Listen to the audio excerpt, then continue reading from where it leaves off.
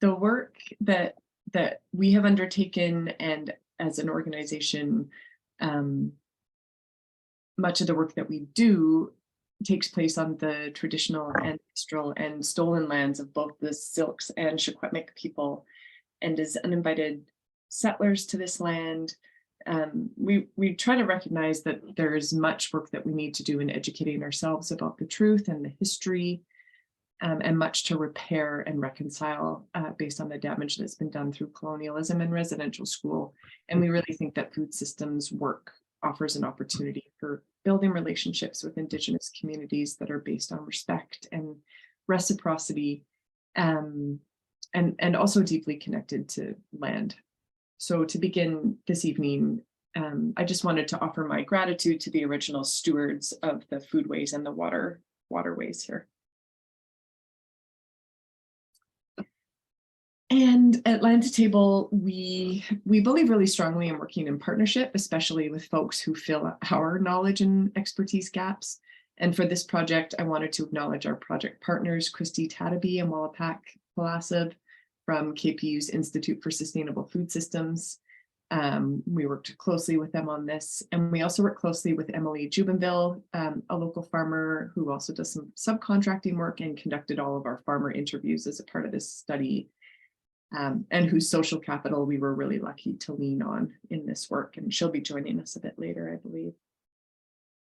This work would not have been possible without the generous contribution from our funders, and also from those who shared their opinions and views through the interviews that we did. And we just wanted to acknowledge the funding support provided in part by the BC government's Feed BC initiative. They've been really supportive and really great to work with. And then also from the regional district of the North Okanagan, we've received funding from them through their Rural Economic Development Grant, which is from the electoral area directors. And we've received a small amount of funding also from a GROW grant, which is by the Wistra Foundation and administered through the Vancouver Foundation. Had to make sure to get all of those acknowledgements in. And whenever we host a webinar or an event, we like to take a quick moment to reintroduce ourselves as Land to Table. Maybe you've heard of us, maybe you know us well, but you don't often maybe know what exactly we are or what we do. So Land to Table is a regionally based food system network made up of actors and stakeholders, as well as rights holders from across our food system in the North Okanagan mainly. The network includes food producers, processors, distributors, retailers, chefs, and consumers, but also related groups like government, nonprofits, and Indigenous communities. And our vision is to build a thriving, healthy, just, and resilient local food system. Much of the work that we do includes projects, much like the one that we'll share about today, in partnership with other organizations. And this work is designed to fill gaps and address priorities that have been identified as important by our network. But the other part of our work is engaging through events, newsletters, social media to better understand the perspectives and priorities of the food system, to help inform the kind of work that we need to strengthen our food system and our local food economy. So the next hour and a bit has 3 parts to it. We'll begin with about a 35-40-minute presentation summarizing the key findings and recommendations from our North Okanagan Market Opportunity Study. Within that, I'll go over the current agriculture and market landscape in the Okanagan, which is something that we've wanted to update our knowledge on for the past many years. I'll give you a brief overview of the regulations that govern the sales of fruit and vegetables, and share some results of our recent interviews with local farmers, retailers, and institutions. And then I'll finish, along with barriers and opportunities for growing wholesale channels. And then I'll finish with recommendations for next steps, including developing local aggregation opportunities. And then, so after the presentation, we'll move into a question and answer period for about 15 minutes. So that's an opportunity to hear from you, to ask clarifying questions or share some comments about what piqued your interest most. Also, I do suggest that you have your questions in the chat or add your questions to the chat throughout the presentation, and then we can come back to those after the presentation. And then from there, we'll spend hopefully 20 to 30 minutes. And we'd love to move into breakout rooms and just hear from you directly kind of in 3 key topic areas.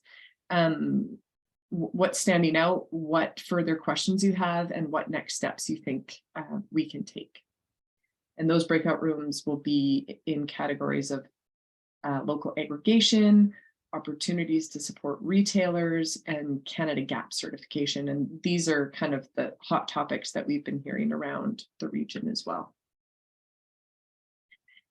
If something's going on and I'm not paying attention, please feel free to unmute yourself and let me know if because I may not be able to follow the chat very closely. Okay, here we go. So the North Okanagan Market Opportunity Study is a part of a larger ongoing and strategic focus of the Land to Table Network to grow the local food economy and support the development of local value chain where we see small and medium scale farmers valued and thriving. And that means having access to diversified markets and having relationships with wholesale channels like institutions and retail outlets. The project comes out of a number of years of conversation with local farmers who have indicated time and again that they need support in accessing these larger sales channels like wholesale markets. And this work is also expanding off of a relationship that we've been building with UBC Okanagan over the past 2 years to increase local food procurement, particularly with fruit and vegetable procurement at that campus. And it's also kind of in relation to that project, this work is an opportunity to test and expand the potential for local aggregation and distribution of produce from local farmers to larger Okanagan-based buyers. And then lastly, part of the study focus, which was really important to us, was to clarify our understanding of the number and size of farms in our region to better know who is growing fruit and veg and what they're growing. And that includes taking a closer look at the newest census data.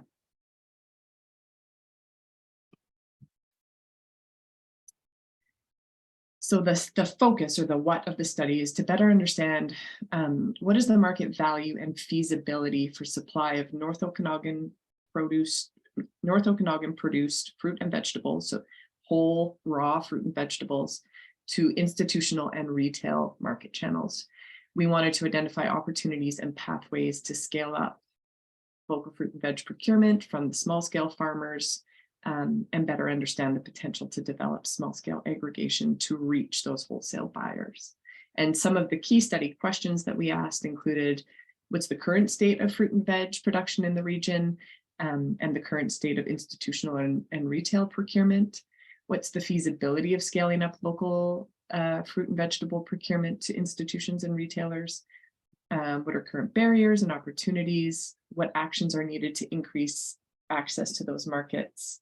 And then how can small scale aggregation help to achieve or address those barriers?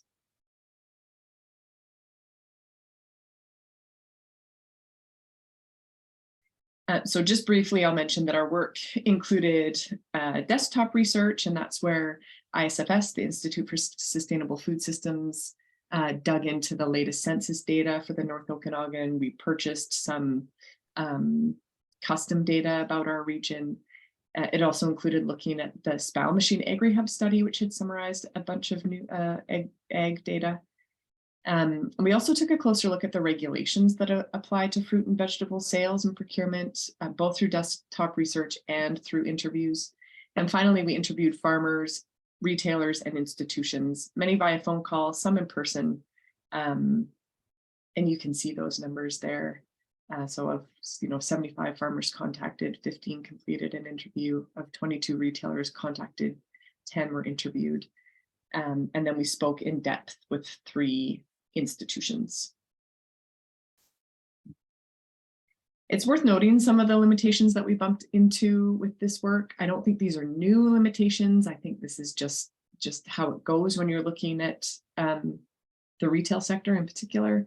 But the first included difficulties even obtaining interviews, again, particularly with the retailers and specifically with the large retailers, those chain retailers. So we also had lack of retailer incentive to both collect and share data on local food procurement. I think mostly it's not collected information.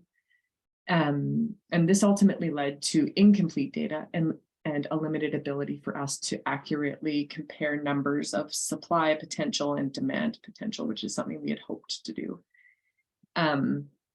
And then lastly, for some institutions, there's really just limited applicability for the use of whole, raw fruit and vegetables because of how food services are structured or how they contract outside agencies to do their procurement and distribution. Okay, so moving into what we gathered in terms of a snapshot of our North Okanagan agriculture and Okanagan markets.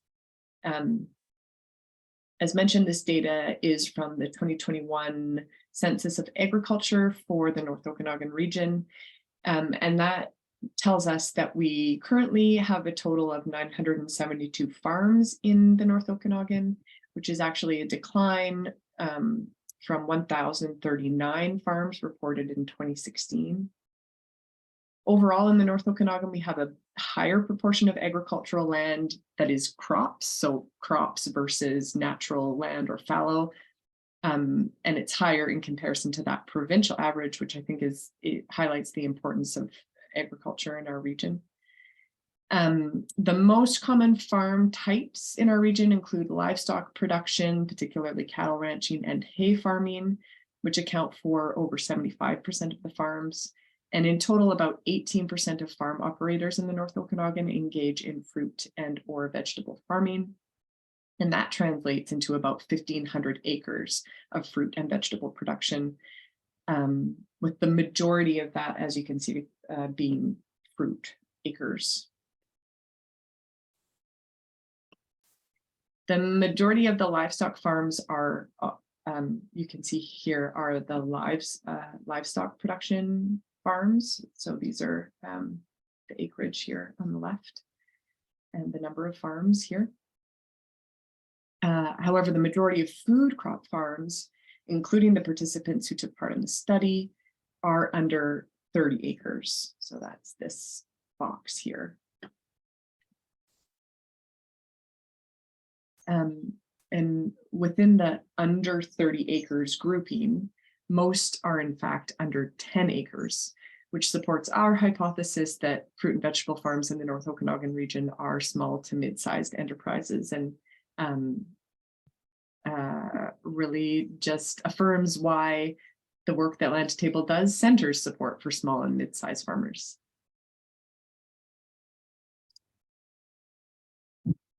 Of current fruit and vegetable production, the most common fruit crops produced include apples, raspberries, and cherries, and the most common veg crops are garlic, squash, and tomatoes.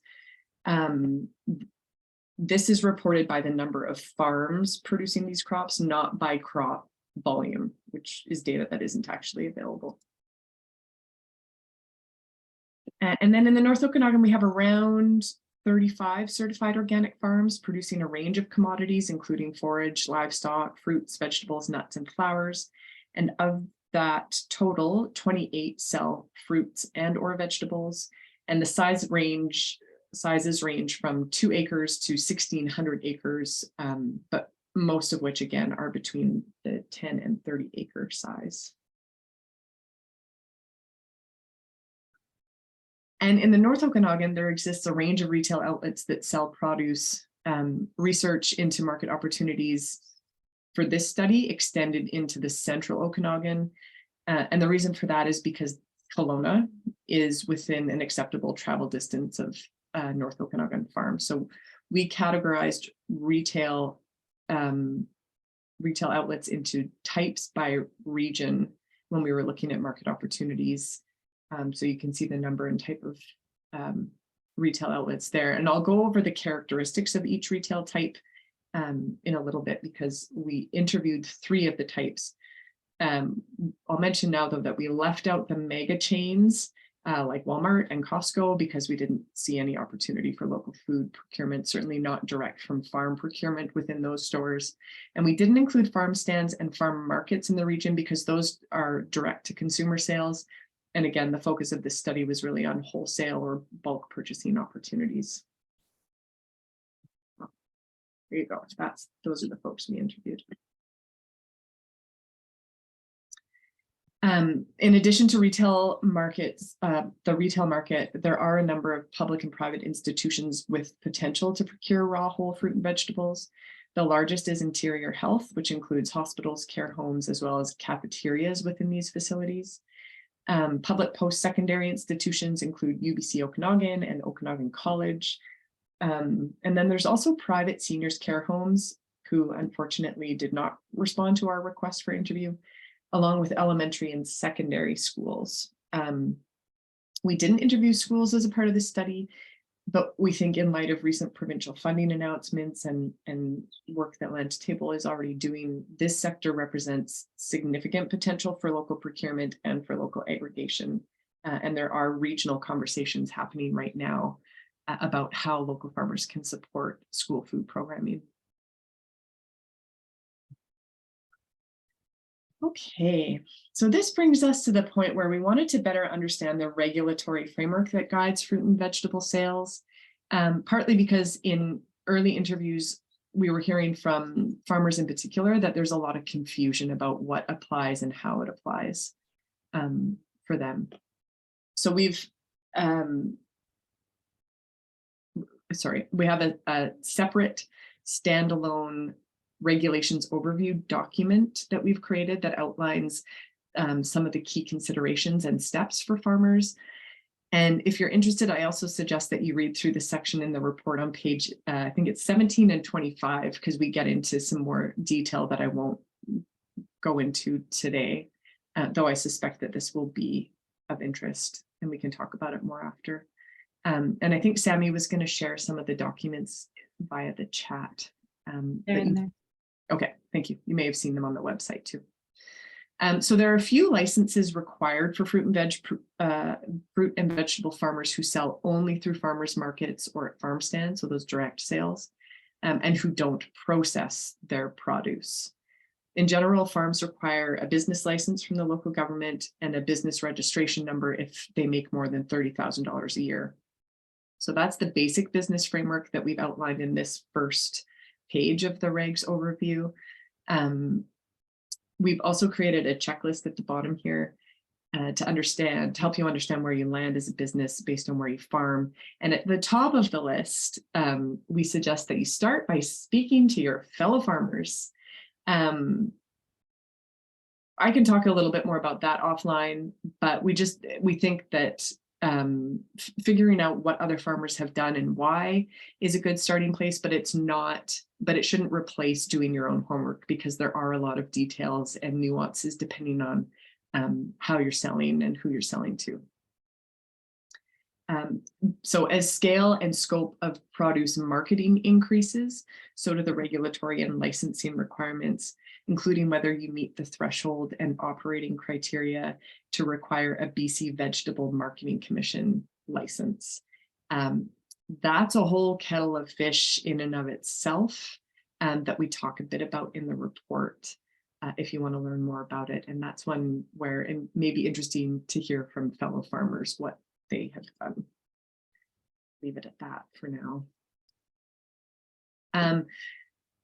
Food safety requirements vary depending on the market that you're selling to. The Safe Food for Canadians Act applies if products are being sold across provincial boundaries. And for most of our small scale farmers, that's not happening. Interior health regulations apply if you are processing your produce rather than just harvesting it. So generally, interior health regulations don't apply if you're just producing whole fruit and vegetables.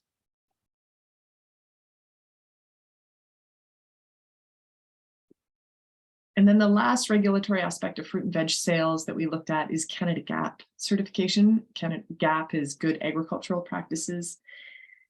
GAP applies to fruit and vegetable producers. It was developed for large farms with a focus on inter-provincial or export markets. I think it started with the cherry industry.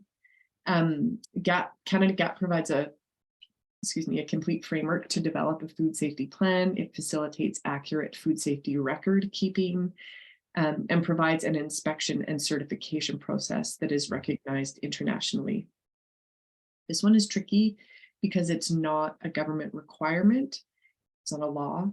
It is, however, the preferred food safety program that wholesale distribution companies, large grocery chains, and health authorities, including Interior Health, have adopted as their food safety and traceability standard. It can be quite involved and expensive for diversified small-scale farms, in part because inspection and certification is done on an individual crop basis. So the more crops that you have, the more complicated and costly certification is. From interviews, we understand that certification is approximately $2,000 annually. And again, this is discussed at length in the findings of our report.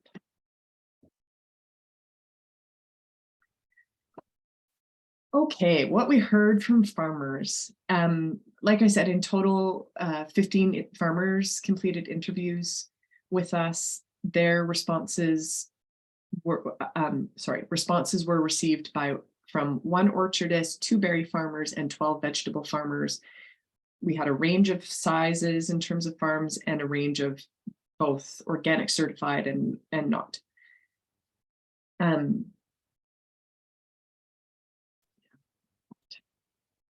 Farmers interviewed had a range of sales channels also, with many selling wholesale channels already.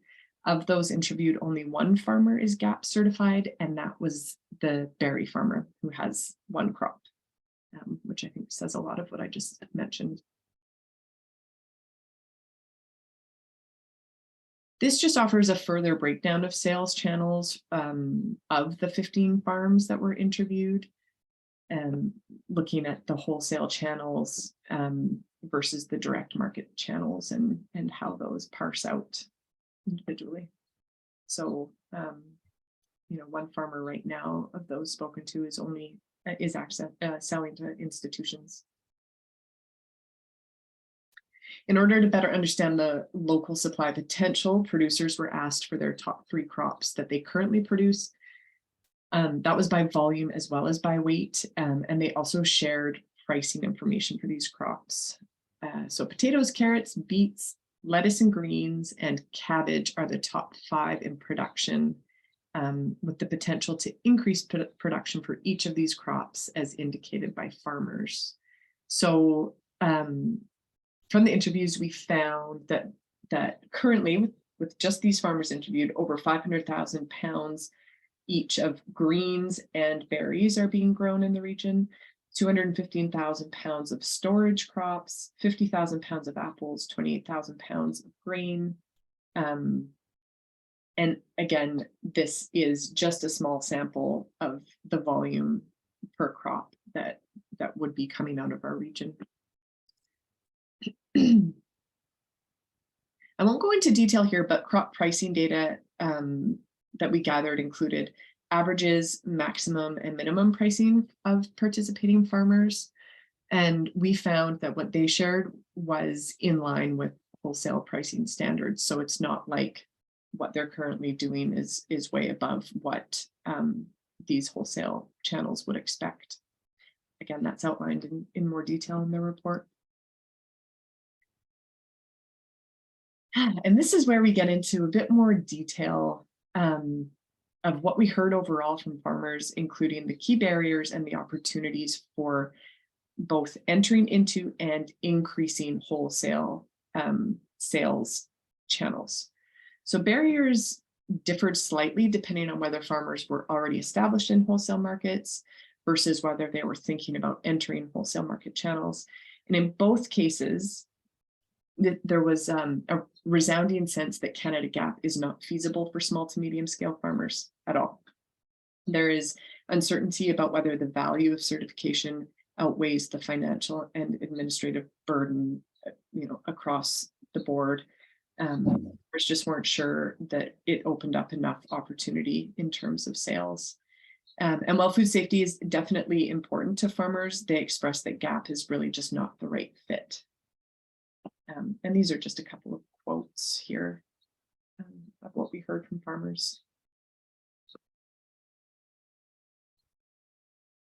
Other shared barriers between those who were wanting to increase versus those wanting to enter wholesale sales channels. Shared barriers in, again, food safety, GAP certification requirements and whether they could actually meet those. The other was lack of access to additional storage and infrastructure to supply those increased volumes to wholesale channels. And also there were barriers around the increased labor that would be needed for washing and packing. And also the fact that those jobs might be less desirable for farmers, farm workers, sorry. For those currently selling into wholesale, they said that a key barrier was that the additional logistics and time to deliver to new places and manage new customer relationships would be difficult on top of the existing customers. And for those who are considering entering wholesale channels, they cited barriers as increased costs for additional regulatory requirements or certifications, which they weren't even sure about. New skills that they would need for developing those relationships, and also the systems that would be needed to deliver to those wholesaler markets, and then managing a different business model. So barriers included understanding new price points and price margins, how to make it work.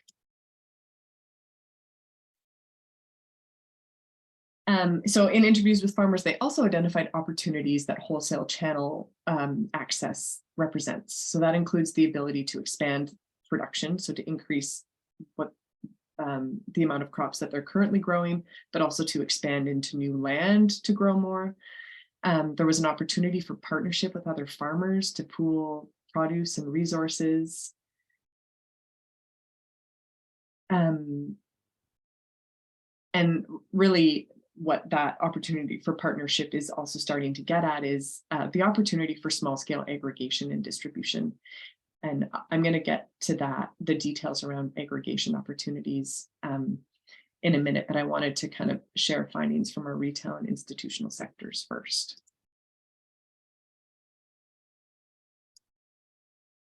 So in order to gain a better understanding of the demand side of the market, we interviewed a range of retailers and institutions asking questions about their current procurement practices and what is their interest in increasing procurement of local fruit and veg. With retailers, we interviewed, in the end, I guess it was 4 types. And the type of retailer is really kind of based upon ownership model and procurement practices. And so we've profiled them in the study, but I wanted to just give you a high level understanding of how we understand each of these retailers. So the corporate retail chains are the large grocery stores operated by centralized headquarters who oversee sales, procurement, and operations.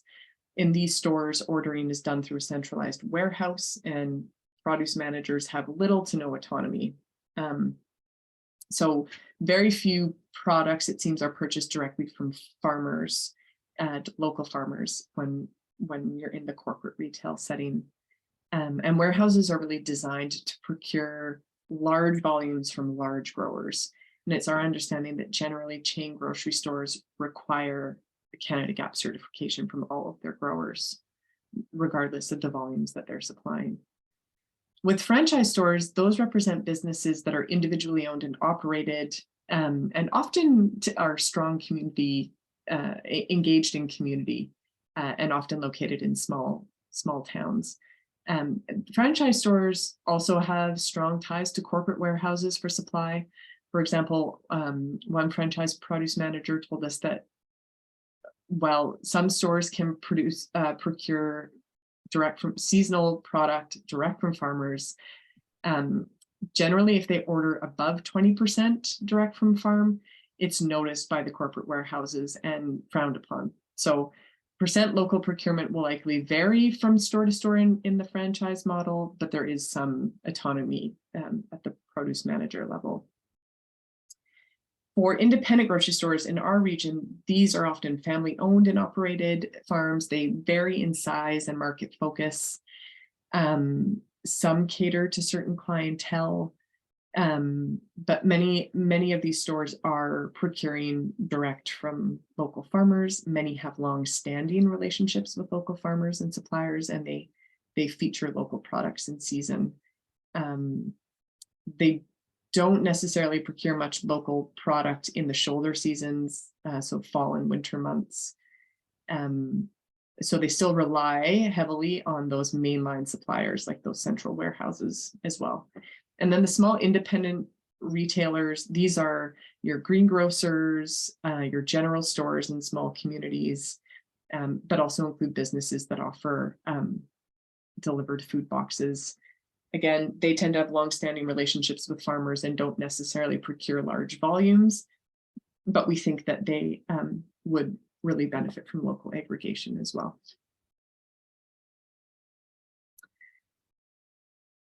Okay, so as mentioned above, we interviewed 10 different retailers across all these retail categories with findings that kind of came out in these five main points. So when we talked to retailers or produce managers, was more like it, any response to questions about current volume, procurement and demand potential for local fruit and vegetables was met with estimates and ballparks. They just don't have those numbers to share what they're actually procuring locally. Although we did find that independent grocery stores were more willing to share that information and probably had closer access to it anyway. We found that how stores define local varies across retail types. As you can imagine, the independent grocery stores were much more clear on what local meant. So that was often from the Okanagan or within 100 kilometers of the store. Chain grocery stores tend to be more BC based as local. And in some cases, Okanagan and BC were interchangeable when defining what local means. As I mentioned earlier, procurement autonomy varies across stores. The independent produce managers have close connections and can procure directly from local farmers. That's not the case in the chain grocery stores. The chain produce managers didn't really know how food was procured in any great detail. In terms of warehouse store relationships, this is obviously needed in terms of getting the volume that they sell through stores. But the observation here is that the independent stores purchase more local seasonal produce in particular. Most of the produce seems to be procured in the height of the growing season. That's your berries, your asparagus, your peaches, but they choose to source from warehouses in the longer term over the course of a year in large amounts because they say that they have more variety. They indicate that warehouse produce is more affordable, more convenient, more consistent and reliable. And with the warehouses, if the produce quality isn't there, they can either send it back or they get a credit. So they're not out any money. And then the last key observation from retailers when it comes to onboarding new farm vendors, interestingly, independent stores do not require Canada GAP certification. One produce manager scoffed and said it was major overkill. Independent grocers tend to vet farmers directly through interviews and through farm visits, or at least they said they do. And chain managers were much more disconnected from what that vendor or supplier application process was like. And they could only say that farmers probably just had to supply large volumes to reach many stores, not just one store. And then as far as barriers for procuring local food direct from farmer for retailers, there isn't really much new here that we maybe didn't already know. And the barriers really align with what the farmers indicated. So restrictive corporate purchasing policies like GAP certification and capping the amount of local food that can be procured to favor warehouses. Those are main barriers. we don't know, like I said, there's no data for stores to know the percent that they procure locally.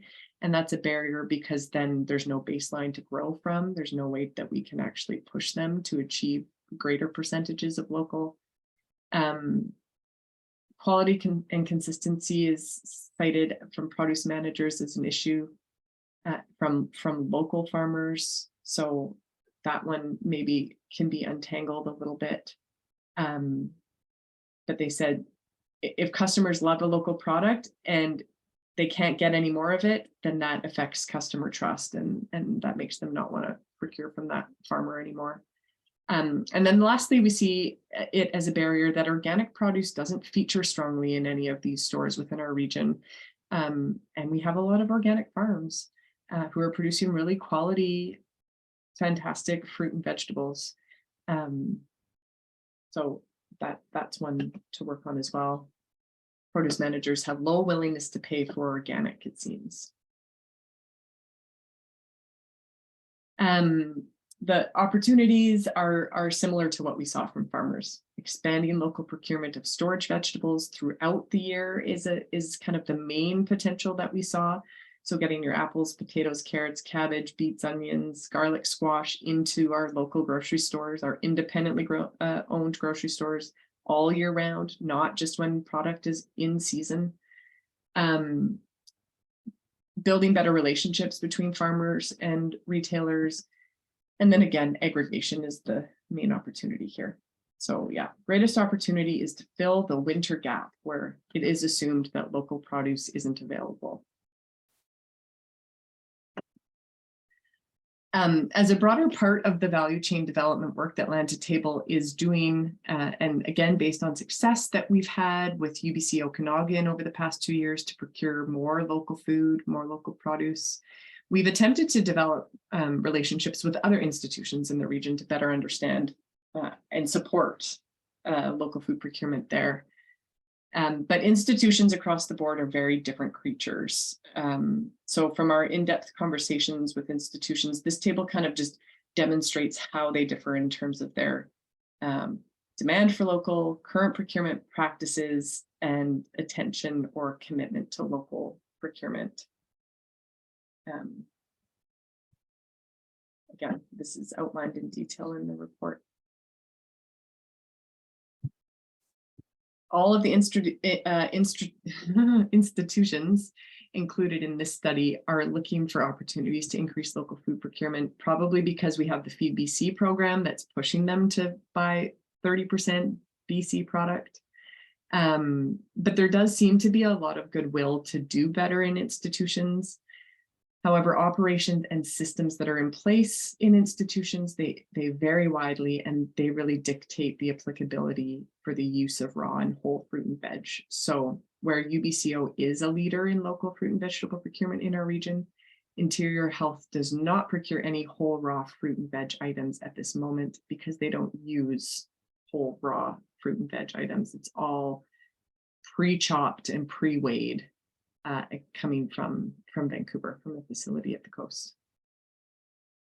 So introducing local procurement in this regard will require changing operational systems, and that's a harder rock to push, heavier rock to push. Within Interior Health, the cafeteria spaces currently represent the greatest opportunity for direct local food purchasing, at least in the medium term, but staffing issues and for food service contracts may limit the use of raw fruit and veg. And the other opportunity with Interior Health that we think has the potential to increase local food procurement is through their traditional foods program. But we believe that that will require close involvement with Indigenous partners. And while we didn't look at processed fruit and vegetable products as a part of the study, but lightly processed local items that are washed, chopped, pre-weighed, and packaged could help better serve institutions with local produce. And we also think that local aggregation services may help some institutions or their third-party vendors, because we have cafes operating in Okanagan College. It might help them access local product. Okay. For me, use the word aggregation about 1 million times already. This slide was an attempt to compile the aspects of aggregation that we heard from all the folks interviewed, to better understand, like, what are the most helpful, what does aggregation need to look like in order to be the most helpful in our region? So this is kind of the list that we ended up with. Aggregation has the opportunity to offer relationship development. It's interesting because stores don't want to lose relationships with the farmers that they're currently purchasing from. And farmers want support with developing relationships with wholesale channels. Aggregation can offer post-harvest handling, so washing, sorting, packing. There's an opportunity for an aggregation facility to be GAP certified, though we have learned that farmers still need that certification. Aggregation can buffer that retail institutional payment lag for farmers. Often there's a 30-day payment lag before farmers get paid. We think there's an opportunity that aggregation might be able to pay folks up front. Strong quality control and reliability was essential for retailers. They wanted to see refunds and credits on poor quality product. Flexible marketing is another opportunity within aggregation. So the ability to highlight farmers in particular, because stores wanted to see that. They wanted to share in the marketing of local product to be able to promote it. And obviously increased convenience in comparison to what individual farmers can offer is key to aggregation distribution. And also the ability and willingness to deliver a range of volumes to customers, the small amounts to those independent retail spaces versus the very large amounts to multiple chain stores, and then offering storage crops throughout the year and moving towards year-round distribution was also key. And these are just a couple of quotes from our farmers. And the top one's great, and it's so true. We've got a lot of great farmers that could be pooling product, but we don't really have the piece that allows us to do that. And certainly we know that missing infrastructure is a key element, a key barrier to all of this. Okay, almost done.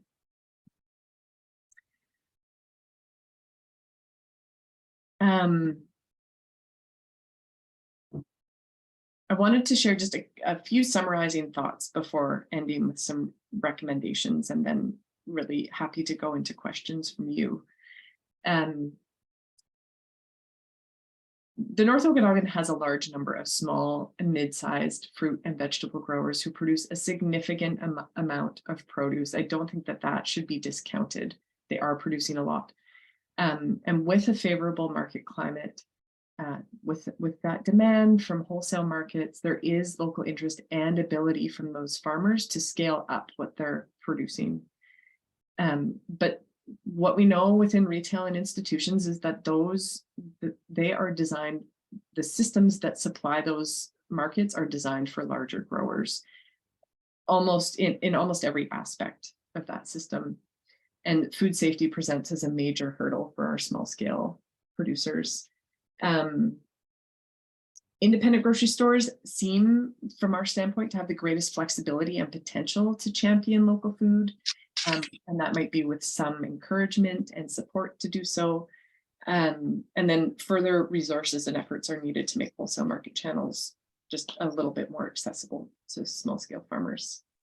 And I really love this quote from one of our institutional partners who says, "We actually have to work against the global food system in order to do better business, and that is what local food procurement is aiming to do." Last slide, and then it's over to you. So we came up with a couple recommended actions. These are not defined, and I would love to hear your ideas for whether we're on the right track and or how we might carry forward some like next best steps with each of these. We think that we need regional specific GAP certification support if we are expecting our small scale farmers to go that route in order to access wholesale channels. Although we do think that there is an opportunity to reassess the food safety risk that small and medium farms actually represent and maybe identify alternative certification avenues. So 1 and 2 are kind of like an and or. We think that there's an opportunity for a corporate retail pilot program for local food procurement. So that's asking our chain grocery stores, maybe with support from the provincial government, to procure a % of local direct from farm. So that would include helping to support store to farm relationship building. We think that there's the opportunity to promote the independent retailers who are doing their best to support local growers and help them develop more of a customer demand for that local product. Obviously, we think support can be offered and is needed for small scale business development in the region. And that there probably is the opportunity for local partnerships in developing storage infrastructure, specifically with what's happening with the Spow Machine Agri Hub right now. And then I think that there's smaller maybe opportunities to facilitate matchmaking between buyers and farmers, and for L2T to continue to develop relationships with institutions to support that incremental procurement, and maybe even start developing the need for specialty local items that the large corporate distributors can't supply. I'm going to stop there, but I have an interesting example for you that I think that we can come back to if there's questions, but I think I've spoken for long enough for now. So I'm going to stop sharing, and I see that we have a question, which is awesome. Elaine, thanks so much. Oh, hi.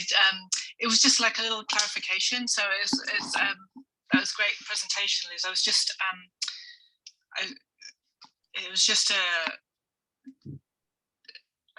like a little thing really that I think everybody here probably we're familiar with the Canada Gap issue and food safety issues, and I'd just be cautious about any of us like using. It was just on your slide saying that oh, food safety is the issue, and really we're talking about food safety certification. Yes. So I know you're putting that together, and it's like because we know what we're talking about, but then just if there's somebody here that hasn't been through all this and isn't familiar, I think we don't have to. I think we can't be complacent, and it doesn't mean that we have to pay attention to food safety, but it's just that remembering if we're talking to other people or something that it's the certification. Yes. If we just had some certification that was much more suited, it's that's the problem. And I think we can't be complacent because I remember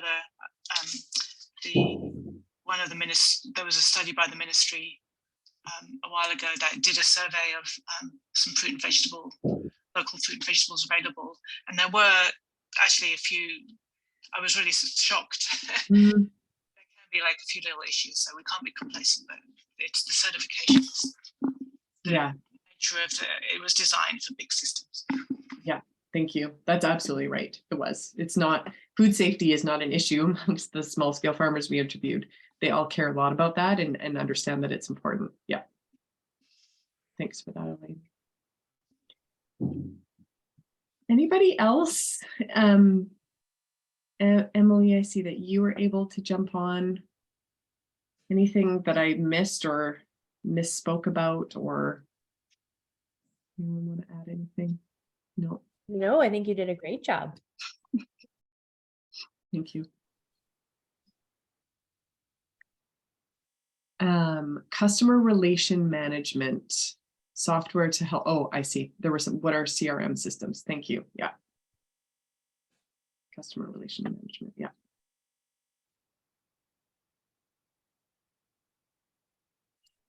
I also think there's like a pretty good opportunity for education as well. Like part of the partnership between farmer and business is educating the customers why maybe the carrots won't be there every single week, and hopefully develop kind of a forgiveness for it, and that customer gratitude will continue to be there even though the vegetable might not be there that week, and just bring an understanding. Yeah, that's a really good point.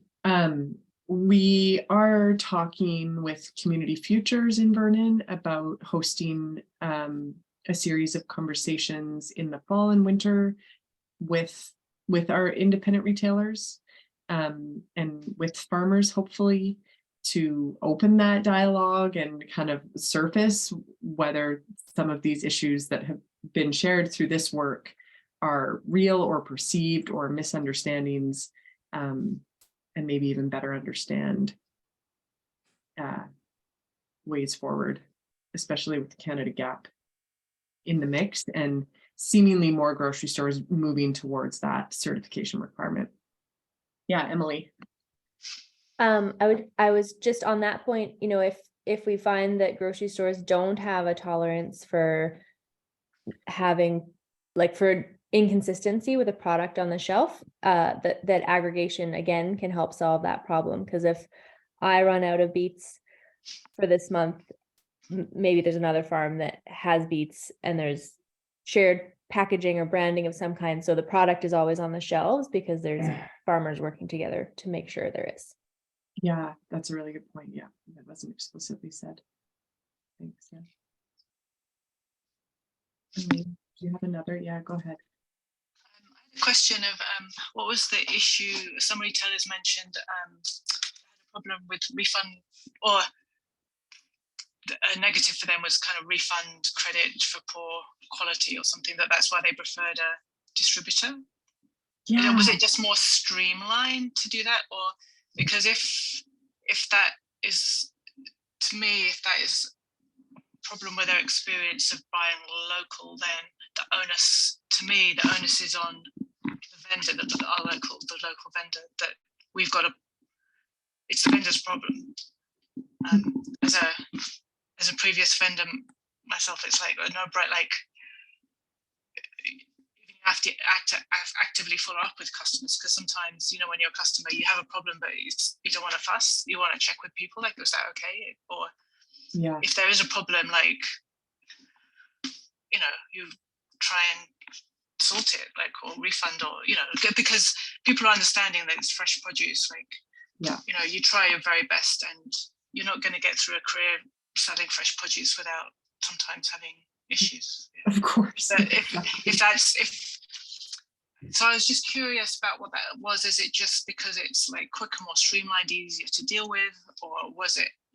Yeah, I just was curious about what the issue there is. Yeah, I don't know specifically, but my impression is that one or two bad experiences with a local product that maybe hasn't been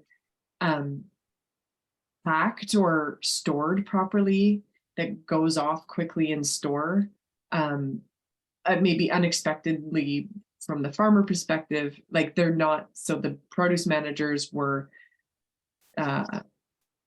painting many farmers with the brush that they don't know how to pack and store, and letting one or two bad experiences taint their perception of small scale farmers. That's my impression. And also that there was no pathway for them to be compensated for whatever that loss.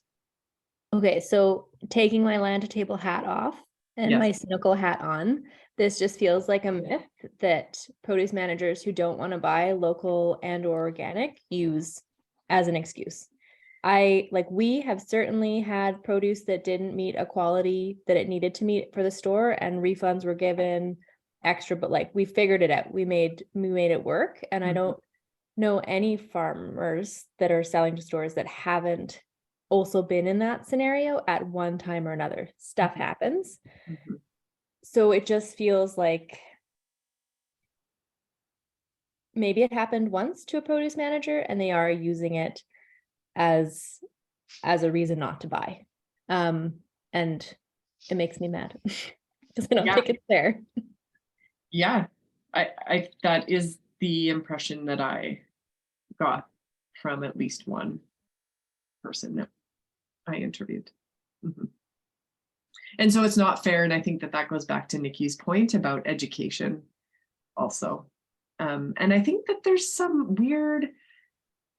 like price point stuff. I think that they've just seen high prices in previous times and just decided local food isn't affordable. And I just don't think that that's the case, actually.